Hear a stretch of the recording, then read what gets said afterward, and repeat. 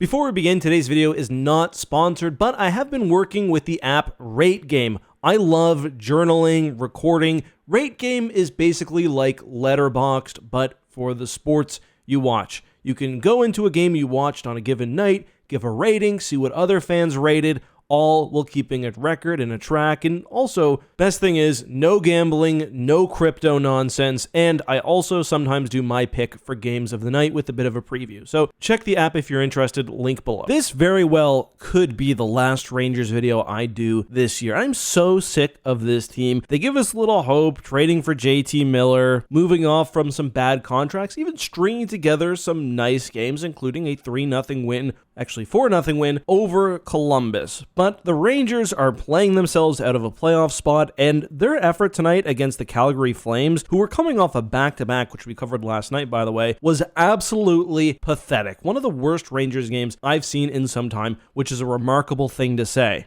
The Rangers were outshot 35-13, and the only reason it wasn't 6-1 by the end of the game was because of some phenomenal play by Igor Shesterkin. Those 13 shots, I think, are actually pretty generous. The Rangers had almost no quality chances all game. They were just absolutely run over. At the end, they pulled their goalie. They had a full 2 minutes with 6 on 5. They got maybe one shot. Steve Alliquette said it's the most tragic game I've ever seen since I've been covering the team, which, yeah, this may not only be the worst Rangers game I've seen all season, but especially given the context, which I'll get to in just a second, this may be the worst single performance I've seen from any team this season. It started off well. The Rangers scored a minute and a half in off a wrist shot from Panarin, but Calgary had just an excellent first period. Kadri tied it up 10 minutes in, then off another Rempe penalty, Calgary gets the 2-1 lead, which they would hold until getting the empty netter. I don't even like watching these clips again. I can't describe how pathetic this game was. It was just awful. And again, let's look at context. The Flames were coming off of a game last night where they got shit kicked by the Maple Leafs. The Rangers had an opportunity to improve their position, given that Columbus lost this evening, but instead they were passed by, of all teams, the Montreal Canadiens, who not only now have a point on the Rangers, but 2 full games in hand. Honestly, at this point, I think it would be more exciting for the NHL to have Ottawa and Montreal in those 2 wildcard spots. We very realistically could have 6 Canadian teams in the playoffs with Toronto, Ottawa,